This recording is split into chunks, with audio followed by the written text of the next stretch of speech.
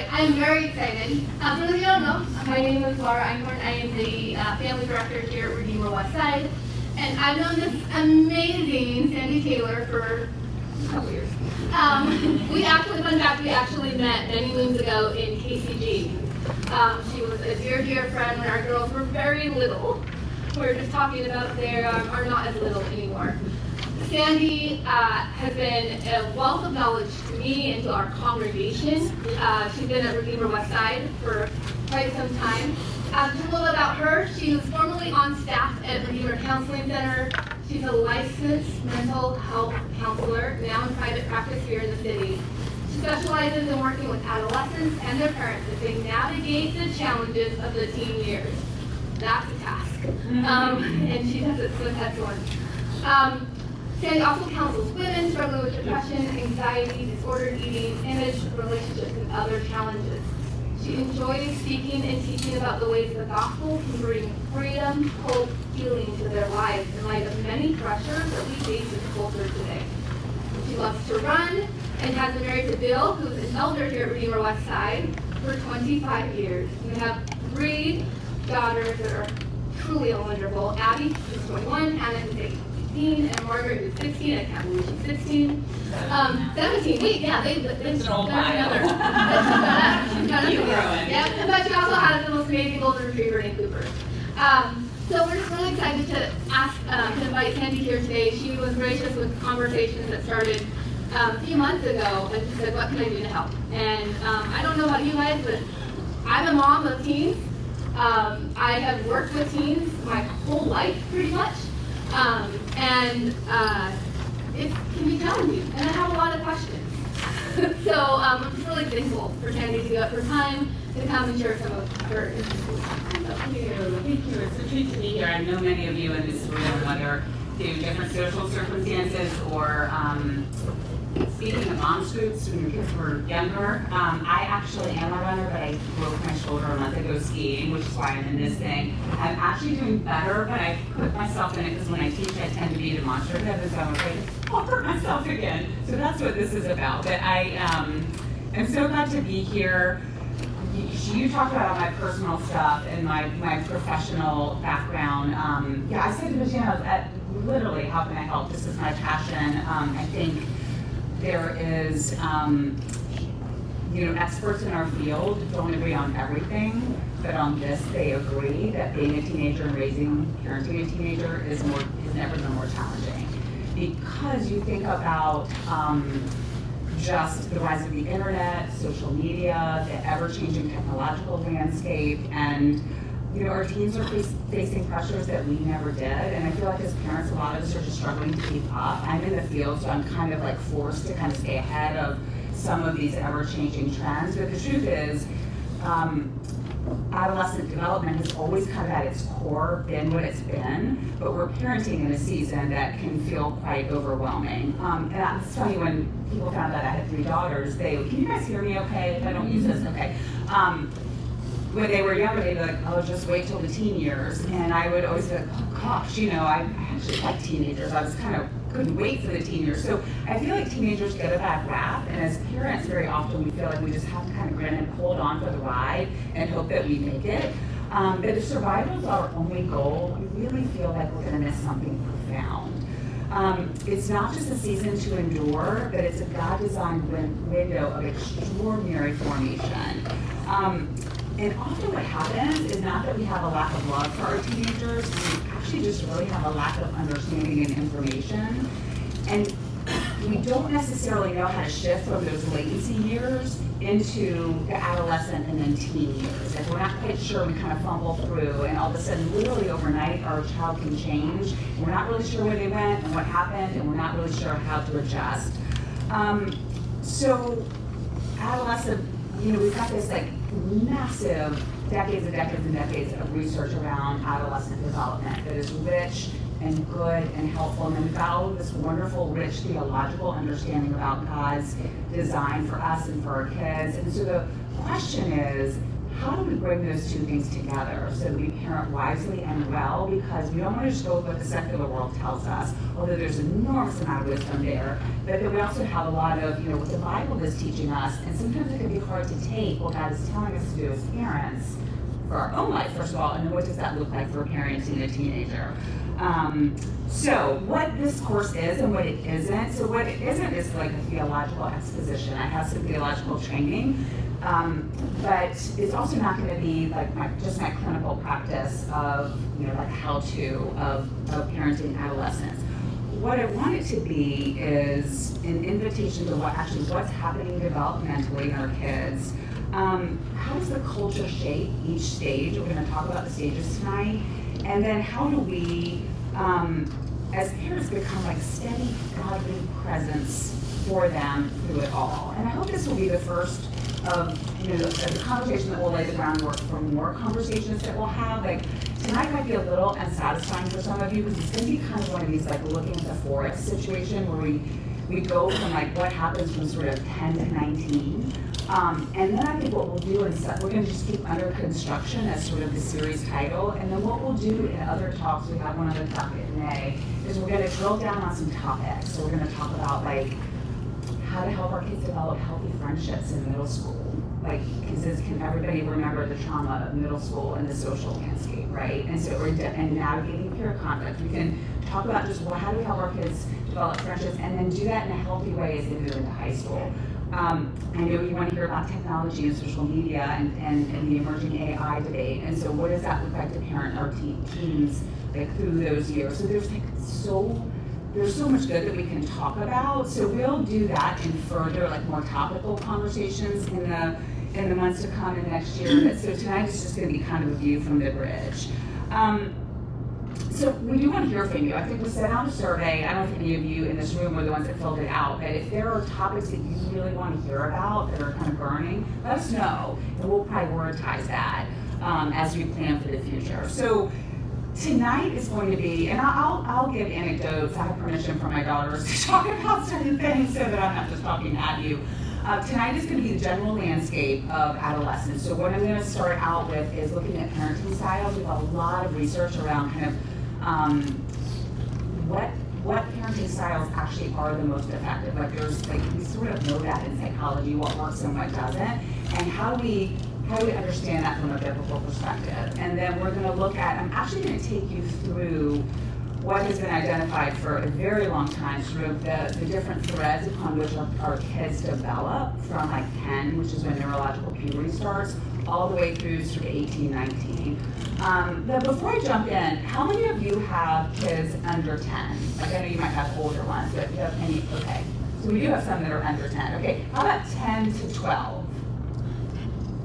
Okay, 13, 14? Okay. 15, 16, 17, 18? Okay. Anybody over 18 with me? Okay, great. Okay, so we're kind of at, this is great because if you have children that haven't gotten there, I'm going to talk a little bit about what we can expect from the latency years once we hit puberty, and then we'll talk about each of those threads. Now, the problem is I have all these great notes and I will keep to the time if I just don't ramble. So I'm going to really try to force myself to stay this way because I could give an entire talk on just one developmental thread, and I want to really honor your time, and I want to keep a chunk of time for question and answer, which you can really ask anything. Okay, so I've talked a little bit about so basically why do the adolescent years feel like chaos? Very often I liken it to like being on a roller coaster ride because one day you've got this 10-year-old who's like got their head in your lap and calling you mommy or daddy, and like the next day they're like rolling their eyes and closing the door, right? It can just feel so bumpy and overwhelming. Part of that is because from 11 to 19, more change happens in the life of a human than any other time, even from birth through toddlerhood. So we kind of think those younger years are like the most change. But what actually happens is neurologically, physically, socially, emotionally, it's more change than any other time. And so Before they hit the adolescent years, very often our kids are like really just they kind of think what we think and they believe what we believe and they share for the most part. Some of you have spicy kids and they're like, not. But mostly kids in those latency years have really, that's what we call latency years because it's just calm. And they kind of like are pretty amenable to most things. And then 11 happens, right? And puberty launches this massive renovation. And it's a little bit like, have you guys, any of you ever renovated in New York? Anybody ever had to live through the renovation? Like, it's super not fun, right? This renovation in the lives of our children lasts nearly a decade. Can you imagine like living through that? So I think a lot of times teenagers get a bad rap because they're moody and they eye roll and they are emotional and they're impulsive. And we can really see the impatient and frustrated with them easily, but I think if we understand that there is a guided design that underlines the external chaos, there's actually beautiful, intelligent design to it. And if we can really understand where our child is along that developmental journey, then not only can we not respond to the chaos, but actually to the growth that's happening, but we can also not take things so personally. When your child tells you a bad breath or they don't like what you're wearing, or they roll their eye for the 15th time and you try to decide if you're going to call them on it or not, right? So I think it can give us a lot of compassion. And if you, for me, I just have to remind myself how painful 7th grade was, how insecure and angry I was. And so if we can really have compassion, then that's just going to set us up to parent better. So if adolescence is a season of purposeful growth, then our role as parents needs to gently shift. We can't parent a 9-year-old like we parent even an 11-year-old. And so, we can tend to go to extremes. We can either step back in fear, whoa, I don't know what's going on here, and we can not want to engage, or some parents then kind of lean in and get super tight and controlling. And both of those can sort of backfire. What we want to do is we want to sort of gently and wisely adjust along the way to the child that is in front of us that God has given us. Not the child that we thought He was going to give us, but the child that is easier to parent, but the one that's before us that we need to respond to. So psychologists have studied this extensively, and I could even do a whole session on this, but there are 4 main known styles of parenting. And they are, I wish I could give them better names, but I'm going to stick to what's in the literature. So there's authoritarian, authoritative, permissive, and then there's kind of the uninvolved and neglect. Those are on your, you've got notes if you want to write anything down. I actually wrote this because I can't write on the whiteboard, so sorry about that. But they're written down there if you want to take a look at them while I explain them. So authoritarian, and these are described along 2 particular categories. So it's expectations and warmth. So these are the 2 sort of categories that they use to sort of help us look at what is the approach we want to have. And by the way, this is not just for adolescents. This is for all of parenting, whether you've got littles or bigs. And so we're going to talk about the parenting style that is recommended and sort of how does that fit really into God's parenting style for us with Bible teachers. And then we'll look at kind of how we shift along those 10 years. So authoritarian. Authoritarian is high expectations. We have high, and I hope everybody in this room has high expectations. You guys braved the rain and showed up. You are, first of all, nobody in here is in the neglectful and involved, because you wouldn't even be here. So that's why we're not even going to talk about that. But the authoritarian, you can kind of just feel it, right? High expectations, low worth. So it makes me think of The Sound of Music, where he's got them all lined up, and you're going to expect that there's no one, there's no relationship there. Permissive, the third one, is low expectations, it's the hands-off parent, but lots of warmth, right, at the home of your best friend. Authoritative, again, kind of trip over, right? But the authoritative is kind of the one in the middle of the range for, which is high expectations. Everyone in this room wants your child to become all that God has intended for them to be, right? They have high expectations. And I don't mean I'm going to stick them in a private prep school on the Upper East Side and have high expectations. High expectations in the sense that we want them to blossom and grow and become all that they're meant to be. There's also high warmth. There's really strong relational attachment. There's connection. There's a good working relationship. And so one kind of a metaphor that can help us flesh this out a little bit. Think about in your back, let's say we had a backyard, that we did live in Manhattan. Some of you probably have backyards outside of the city, but let's say you have a backyard, an authoritarian parent would open the backyard and they'd put a pack and play back there. And they'd put the child in the pack and play and they'd say, the pack and play is the limits, right? So it's super restrictive. It's kind of like, stay here. And this can actually work when your kids are really little, because you're like large and in charge and you decide what they eat and who they play with and what, all the things, what they sign up for, when they go to bed. So, but with teenagers, even teenagers, it really backfires and it can create a lot of frustration. And first of all, nobody likes to be controlled, and let me tell you who really doesn't like to be controlled, a teenager, right? And so when they feel controlled, they rebel. So authoritarian really doesn't work.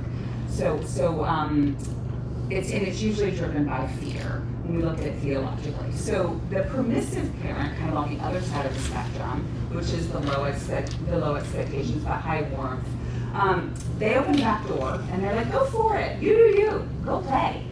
Go find, and there's like a forest in the back, and there's other neighbors' yards, and there's the dog, right? And so there's no boundaries. This is often driven by just like avoidance. I don't really know what to do. Go for it. Or like kind of a misplaced sense of being kind and cool and being the friend. But this also leads to poor outcomes, and I'll talk about that in a second. So the authoritative, which is the high expectations, we want you to be all you can be, but lots of warmth, is think about opening the back door, but you've built a fence around your property. And your child can go anywhere, and they can play, and they can be creative. So there's boundaries, right? There's rules, there's limits, which we know. I mean, every parent knows children need limits, whatever those are.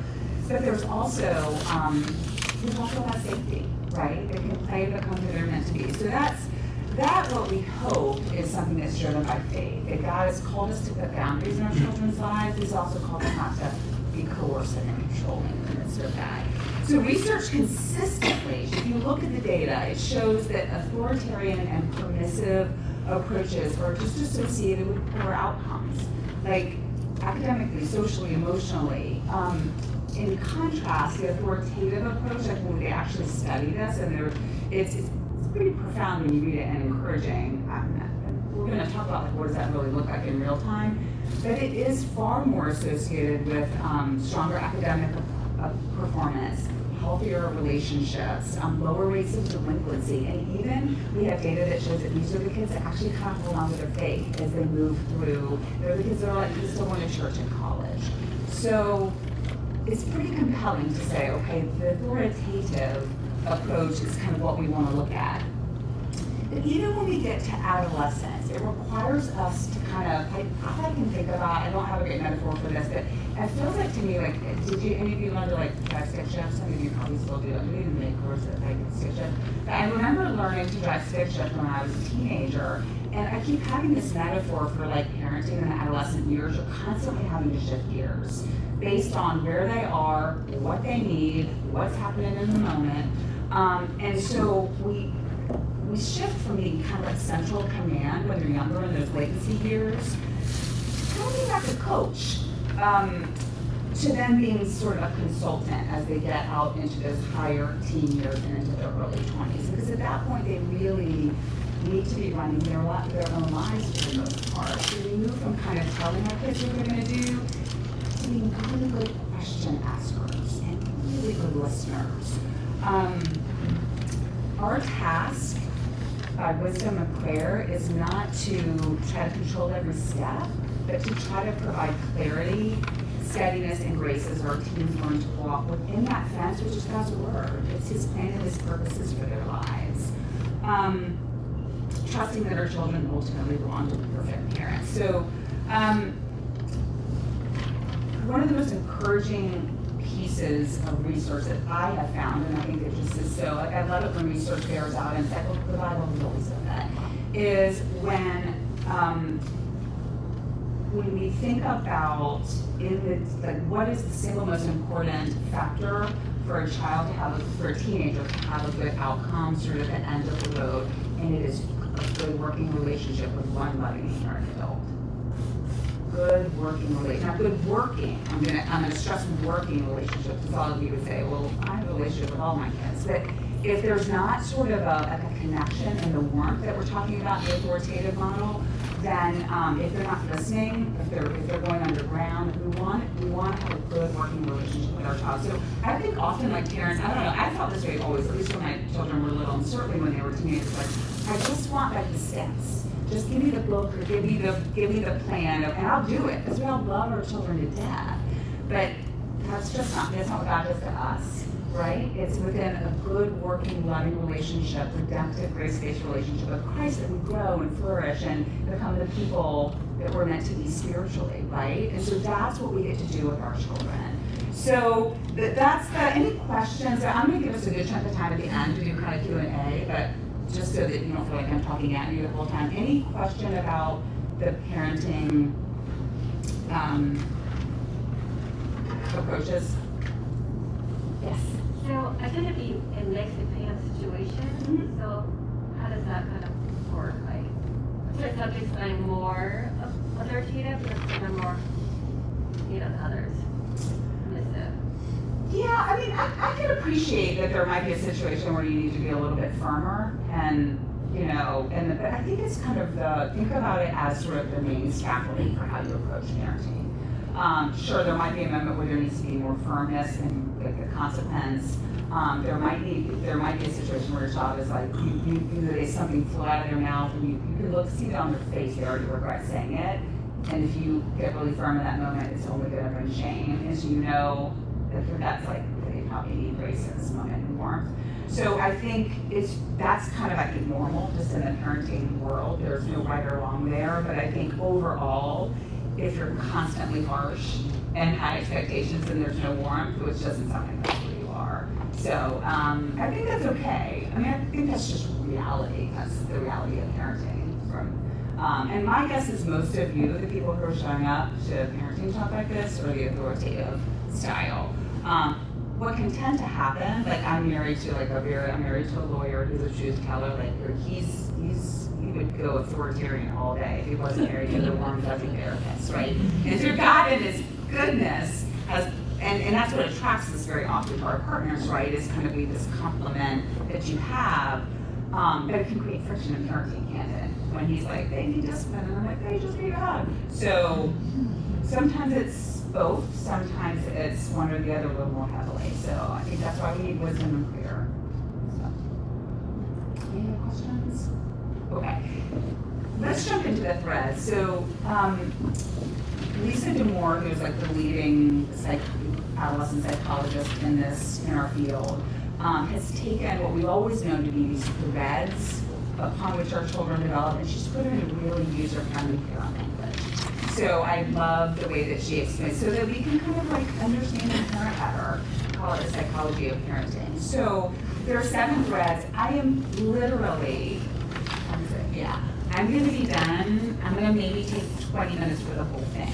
I could do an entire session on each one. So it's going to feel a little like, but wait. And so she's written a book on it. You can go read it.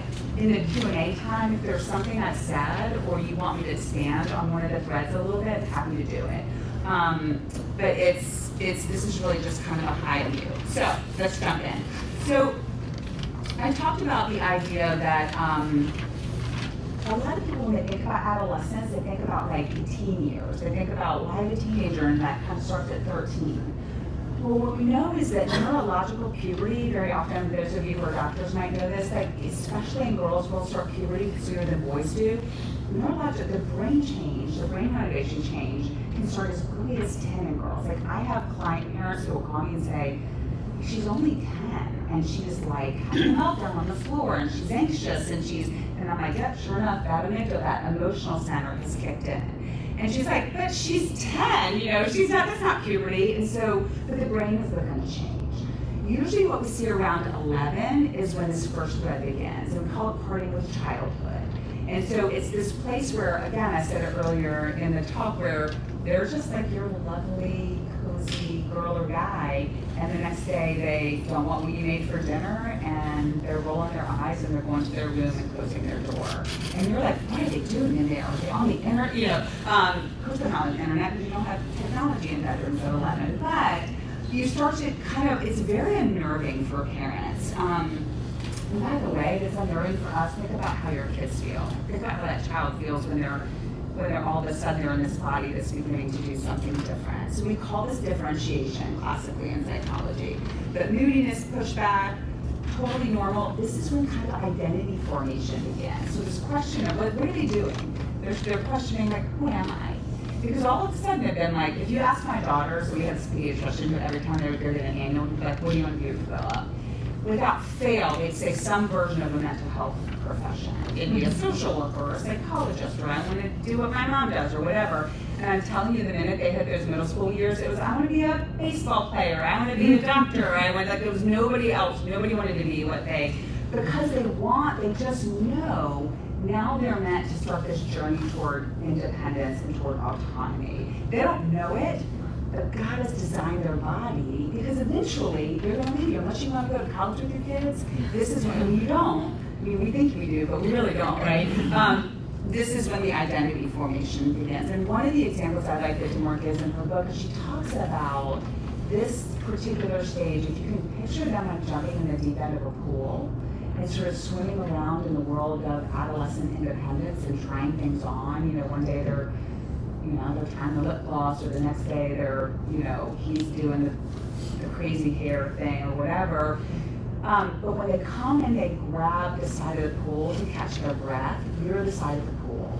And so that's when they kind of come back and they haven't wanted to snuggle, or they haven't wanted to just hold your hand walking down the street, and all of a sudden they want to do it again.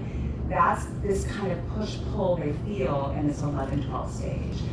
It just, I have so much compassion for it. It can feel really confusing to you. It gets feelings hurt. It is so important. The best advice I could give parents in this is it's not about you. Just remember, this is not about you. They're full, everything is changing, and we really want to give them incarnational love. So they're developing a brand, they want privacy just for privacy's sake. Don't freak out. So what do we work? So basically what I'm going to do with each of those, I'm going to tell you what it is. That's a quick synopsis. I'm going to tell you kind of an example. I'm going to tell you when to worry, like what's kind of not typical, which I think sometimes that can be the hardest thing in these years, is like, is this normal? I intentionally don't use the word normal because I'm not sure anything's normal anymore, right? So there is expectable behavior and along these threads. So we'll use that word together. When do we worry? When do we have concerns? So if you have a child who's not differentiating at all, if by 12, they still don't want to hang out with friends and they think you're the coolest thing on a Friday night, or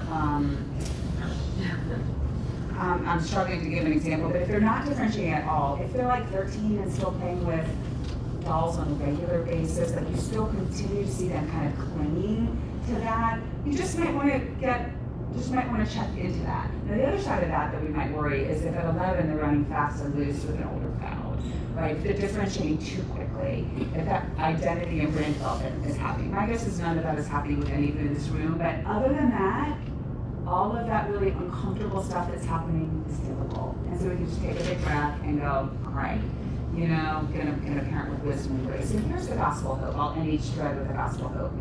They're asking something about who they are. What a fabulous opportunity in God's economy to say, we know who they are, right? They're made in their image bearers, they're made by Him and for Him. And we have a great opportunity to model what it looks like to have our own identity in Christ. And we're not lecturing at them because, let me tell you what's going to happen. If we start doing this, lectures don't work, Belly doesn't work in the teen years. It just doesn't. We do it anyway because it makes us feel better, but it doesn't work. But the gospel hope is that over the course of all those years, they're going to see a pattern of you modeling where your identity comes from. It is so powerful. Stay the course. Have the long game. We can tend to think in the moment it's the end of the world when they're having a meltdown, or they have decided they want to be a vegetarian, or they don't believe in Jesus, because that might happen. That's that moment. Have the long view. So that's our hope. Okay, second thread.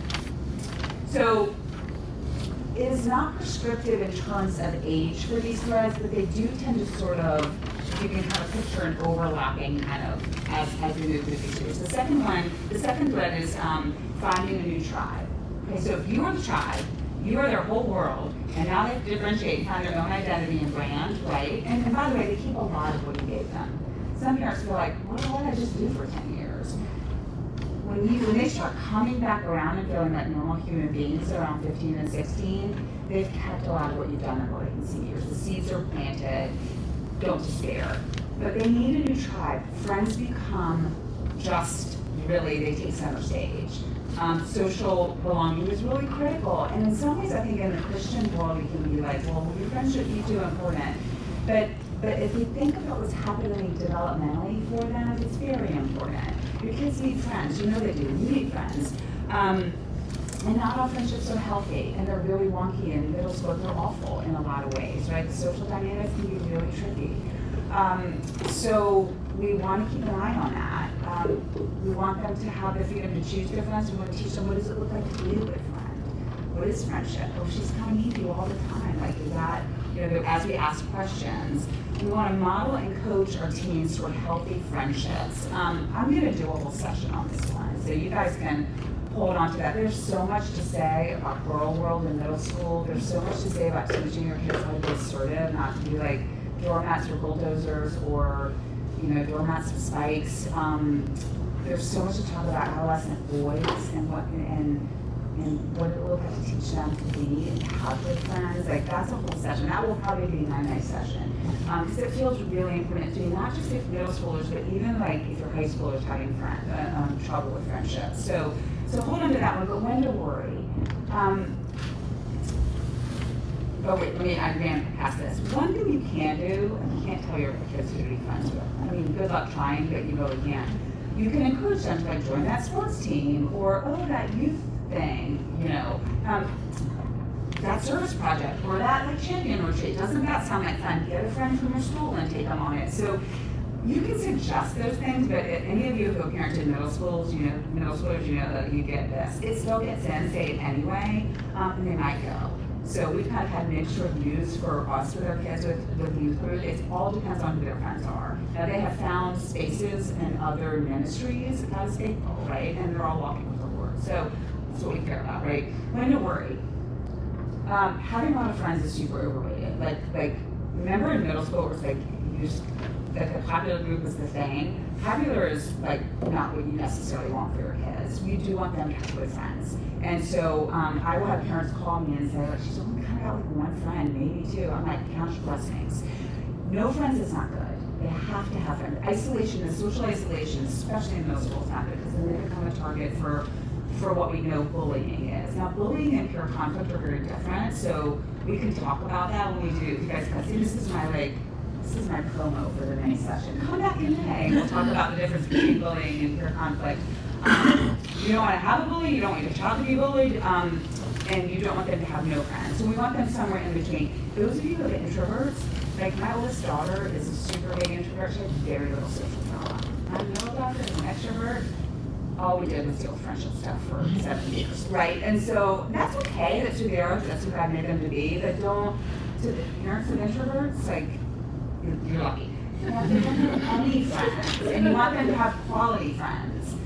That's concerning. So that's when we worry. No friends, or they're being bullied, or So gospel hope. Jesus is the ultimate friend, right? He teaches us and shows us, and as we model that to them, as we trust in Him as our ultimate friend, and as we model like what does it mean to have Christian friendships? And I have a whole non-Christian community and my Christian community. My girls watch me navigate that probably pretty poorly at times, but some of the good has gotten through. So. Proverbs 13:20, I love that. He who walks with the wise becomes wise, but the companion of fools suffers harm. We spend time with matters, so pray that for your kids. Okay, planning for the future. I'm like, that's not right. I just skipped a page. Okay. Oh, third thread. Okay. Harnessing emotions. Has anybody ever experienced big emotions with your 12, 13, 14-year-old, right? Yeah, I know. It's like, super normal. The height of emotionality is 13. 13 is the worst. Not the age, but it is kind of one of the hardest. I mean, I just feel like being 13 is just so difficult. So, what we know about how the brain develops is the brain renovation starts in the amygdala, so around 10, 11, right? Boys, by the way, are a little bit later than girls. But the first thing to renovate is like their emotional centers. And the very last thing to renovate is what? It's prefrontal cortex, which is like the judgment center, the perspective keeping centers, like the rational calming centers. They're the last thing to develop. So DeMoor calls it a gawky brain. They have these like really supercharged engines, emotional engines, and they have really comparatively weak perspective keeping centers. It's like tripping over your own feet, kind of like psychologically or neurologically. Just think about what anybody see what was the movie with all the emotions? Inside Out 2. If you haven't seen it, go see it. It's actually like really well done. Like that's what it's like. That's when anxiety shows up. So for you, anxiety might feel like in a particular situation, your 13-year-old is like, and this thing happened with my friend at school, and can you believe it? It's like a 10 for her. It's like the end of the world, and you're like, this is like a 2, right? But that's what it feels like for them inside their brains and inside their emotions. So that's just really hard. But it is very, very normal. Now, we do need to help them. We've got to give them coping mechanisms. We have to teach them how to manage the emotions. I'm going to do one talk on just emotional regulation and what is mental health, how to know when something is like worrisome and what's kind of normal, like when do we know. I'm going to say a little bit about it here, that you can, first of all, the most important thing you can do is just, like, emotions are just emotions. There's no good or bad emotions. They just are data telling us about something that's going on in your child's life, something that's going on in your life, right? So, how do you cope with emotions that are uncomfortable? Like, we only want the good emotions, like anxiety and uncomfortable emotions, like we're almost afraid of being uncomfortable. We've got to get back to just normalizing that all emotions are just telling us something. How do we regulate ourselves? We get really upset, we get angry, or we get anxious. What are we doing? Are we like externalizing, or are we, going to prayer? Are we taking big breaths? Are we grounding ourselves? And so you have a great opportunity to ground your kids. If a child is having a meltdown, don't try to have a conversation with them. Just let them have a meltdown. You make a cup of tea, take a big breath, take a shower. Help them come up with things that help them really get through the big emotional waves that happen in these developmental years. Think of them like waves. They will pass and they will settle down. But like going back, my daughters will go back and they'll watch like Tom and Jerry, like what they want, and I'm like, are we regressing here? And it's actually kind of genius. They're time traveling back to a time when life is predictable and easy and good, and it actually helps them regulate emotionally. So teenagers are like wicked smart about how they can come up with ways to make themselves feel better. Here's what we don't want. We don't want them, first of all, not to bounce back, and we don't want them to cope in ways that either harm themselves or someone else, right? So we don't want them not to bounce back. Like if you have a kid who's upset for like, usually it's hours. It can be minutes, it can be hours. It goes on for days and days. Sadness particularly, you might want to look at that. You're going to build it quickly with everybody, not just angry at the sister. We might have a problem there. Again, I'll do something on mental health, and I can even talk about it in the Q&A. We also we don't want them harming themselves or anybody else. What matters is not that they're having meltdowns and big feelings. What matters is the ability to cope and recover.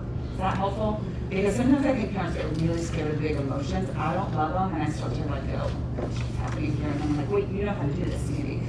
So it's very, what we mirror for our kids is going to be super important. I used to joke that when they were in middle school, I was like their prefrontal cortex. So they just couldn't get it. They're like, okay, let's do that.